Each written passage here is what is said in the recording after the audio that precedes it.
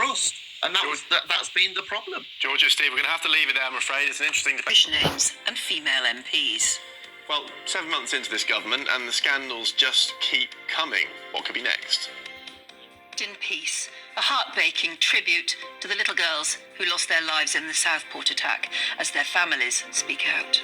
Six prove they're as loved up as ever as the Invictus Games opening ceremony begins. Daughter Hannah Ingram Moore sits down with Nana Akua for an exclusive interview.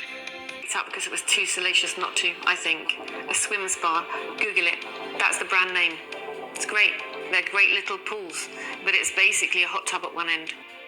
Would Sunday be without a bit of fun? It's National Pizza Day, and we are going to celebrate in the only way you should.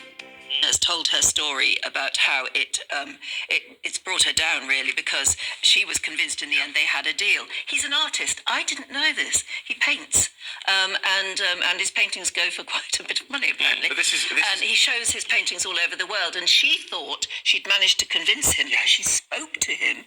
But it was the AI version, she didn't realise. She thought she'd got his permission and he was going to send some of his paintings to her gallery. Wow. So she sold tickets, come and see Pierce Brosnan's paintings and meet Pierce Brosnan. And it was a complete fake. It's going to get worse, though, isn't it? Yeah, this technology is going to become more and more sophisticated. It's very frightening. Yeah.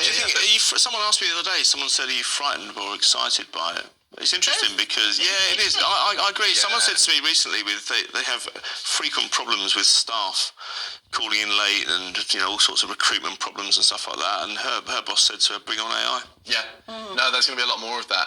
I think, in terms of things like medicine and engineering and all that sort of stuff. We do operations. Really, we're not tomorrow. Yeah. Not that far away. No. Look at the anti-Semitic remarks, as well as saying he hoped a non-Labour voting pensioner would die before the next election. It's also alleged that he attacked members of his own party, including making racist slights towards the Labour MP Diane Abbott and sexist comments about Deputy Prime Minister Angela Rayner. Liz Kendall has said that some people on benefits are simply taking the mickey. Yeah, is that a sign that she's getting tough, or is it to hush all the talk from Labour's critics? And are Britons on benefits actually taking the mickey, or is this a case of painting everyone with the same brush? Well, joining us now is chronic fatigue mentor Georgia Bondi and former presenter of Fat Families, Steve Miller. Good morning to you both. Let's kick things off here. Right. Steve. Boss, for 200 pounds, give me a sock of Becky. Oh, we have a lot of shirkers. It should be workers. There's no doubt about that. And I think everybody listening or watching this programme knows at least one of them.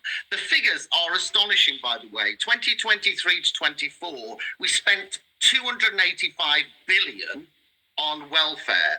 That's expected to hit 360 billion by 2028-29 if we have no reform.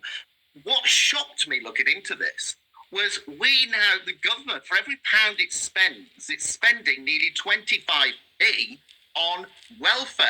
So yes, I do think there are many shirkers. And the thing, don't get me wrong, there are people that are genuine, that have genuine issues that need to be supported. But there is no doubt, all of us know at least one person actually who is taking the mickey. Forget that it's literally about 2.7% of that spending that goes to people who don't deserve it. The rest of the almost 98% goes to people who actually need it, as you say, and we can all think about the people who are fraudulent. But this really seems to me to just be a way of, as you say, hiding the fact that Labour is about to backpedal on their promise to not do austerity, cut benefits, and by creating an enemy of the people who are fraudulent, they get to ignore the fact that they are actually harming the most vulnerable people in society, which is about the 98% of people who are on benefits who actually need them to do things like buy food, which I think we can all agree is essential.